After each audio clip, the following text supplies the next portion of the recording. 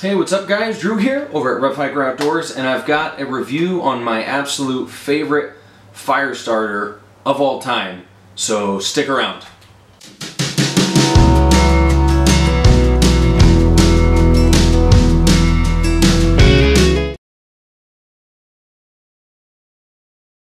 Okay, first off guys, I want to let you know that this video is ad-free, brought to you by anyone who supports me on Patreon. So anyway, thank you. Check the description below for a link to that, should you choose. Anyway, on to the review of this. Now, I took these out the other day and did some testing, some on-camera testing, and it was the first time I tested them, and I wanted to film me testing them for the first time just to see how well I did. So I'm going to roll in that footage as I talk about these things. So, what are these things? You can see they're little triangular things, and they look like they've got the match stuff on one end. But what are they made of? What makes this tinder so good? What makes this fire starter so good? Well, first off, these things are made from sugar cane. It's a stuff called bagasse. I'm hoping bagasse, something like that. It's basically a byproduct of sugar cane, and it's used around the world in other places as a biofuel. And they just kind of made it into these little triangles, these points, using vegetable wax.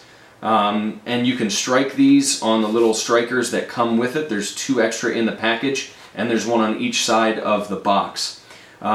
These things, if you just strike them and let them burn, they'll burn for at least 7 minutes. They said 7 minutes. When I was doing it, I got at least that long. These last for a good long time. And you can see that these things are kind of like a do-all, okay? So you can strike these on the box if you want, but I wanted to see if I shaved them down, if I could strike these with a ferro rod. Now, I used a piece of junk ferro rod. It's like the $2.99 cheapo one that you get in a store, and the handle was broken off. The handle broke off the first few times I used it. So I wasn't even using anything that good. And these things lit up quite easily, and it was pretty windy out the day I was doing it, and you'll be able to see that in some of the stuff. But I was really impressed with these things. They're pretty big, and what was really cool to me is how I was easily able to light them with a ferro rod, and also the fact that they easily lit on the strikers. And man, that initial long burn with the material on there, I forget what it's called, I forget what the chemical is they put on it to make it burn. It's escaping me. But anyway, that stuff, there's enough on there that it easily lights the stuff, and even if you have a half decent amount of kindling or tinder, this thing will absolutely take off. And these things are waterproof, which is cool. And you can see in the video that I dunk these things in the water, I submerge them, I hold them down there for quite a while before trying to start it. And I was able to just take my knife and shave a little bit of this bagasse, I like saying it, shave a little bit of the bagasse off and start the fire with just a spark. But if you leave it all clumped together, it's going to make it burn longer and longer. The other cool thing that you'll see in the video that I thought of as I was testing these things is that you can slice them.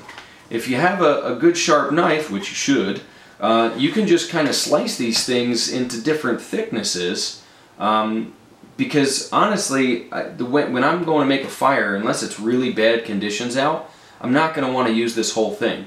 So I just kind of sliced it long ways to give me several. I easily cut it up into 3. And so if you're going to cut it up into 3s, each one is going to burn for a little over 2 minutes. If you're going to do the math, 7 minutes for a whole thing divided by 3, it's going to be a little over 2 minutes per, which is kind of cool. So to me, that's all you would need. And the strikeable part seems to stay intact pretty well. I also kind of took my knife and did some shavings of the tip that strikes, and I was able to hit that with a spark from the ferro rod and start this as well. So there's a lot of different options for getting these going. You can, they're self-starting if you bring the box or the 2 extra little strikers that come with it inside the box, or you can light it with a ferro rod. You could obviously light it with matches or with you know, a lighter, but to me this thing is really versatile. I like the fact that it's really nice that they're waterproof. I like the fact that they strike on their own, that they're really easy to light, that you can make shavings from them. They're just really versatile, and I think that like this could be your one and only tinder source. This could be your one and only fire starter that you bring, and it's going to cover a lot of the bases. It's big, but it's also light. It's long burning because of the wax, but it's easy to make shavings, and I don't know, I'm really happy with these things. These are great. They're definitely going to be going in my Amazon store because of the versatility. I really like these things. I'm always like, I don't know, I'm always a little bit skeptical of how these things, these types of things are going to perform, and I've tried some that really just weren't that good. But these are really good. They have a lot of versatility, a lot of utility. And look, if everything is soaking wet and it's hard to get small kindling and you're having to chop up a bunch of stuff, you know, 7 minutes is a good long time to get some small stuff going, even wet and damp stuff. A 7-minute burn time off of one of these is going to do an awfully good job of getting that wet, nasty stuff going for you.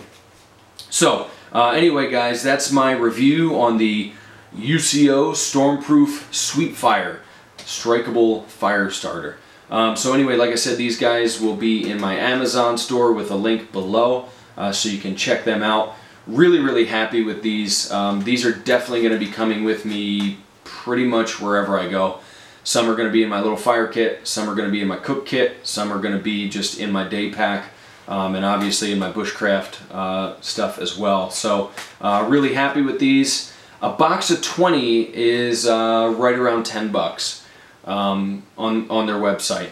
So really not bad at all. I haven't seen the box of 20 of these as much. There's smaller ones, packages of 8, which is, you know, they're good too. And I've seen them for like $4 or something like that. So anyway, they'll be in the store, but check them out. Don't forget to thumbs up and subscribe and check out the Patreon if you're interested in that. God bless you guys as always, and I will catch you next time. Okay guys, so now that the video is over, I'm going to do my little encouraging word. And this morning I was reading in Daniel, and you know, Daniel chapter 6, and it's Daniel in the lion's den, and everyone, you know, for the most part has heard this story of Daniel in the lion's den, and it's good and everything. But one of the coolest things that I like about this story is that you know, the king had faith because he saw how Daniel lived his life and how Daniel had faith in the face of this adversity.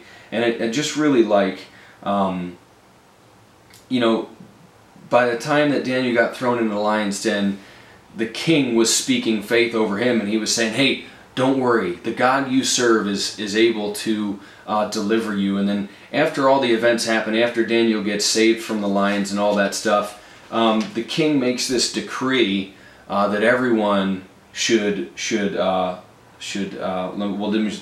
and fear before the God of Daniel, for he is the living God and steadfast forever, and his kingdom that which shall not be destroyed, and his dominion shall be even to the end. He delivers and rescues, and he works signs and wonders in heaven and earth, who has delivered Daniel from the power of the lions. So I just want to encourage you guys, you know, let your faith be seen. Let, you know, and what I mean by seen is in how you live your life every day. Earlier on in the chapter it says that no one had anything bad to say about Daniel. And the only thing they could fault him on is because they disagreed with what he believed. But other than that, he was a good, upright man, and we should strive to live our lives in that way. Christians shouldn't be giving anyone an excuse to criticize them unless they're going to criticize what you believe. And in that case, it's all good, because their dispute is with the Lord and not with you. So anyway, guys, God bless. I hope this has encouraged you to let your faith shine and it will be a sign to those who don't believe. So God bless you guys. I'll catch you next time.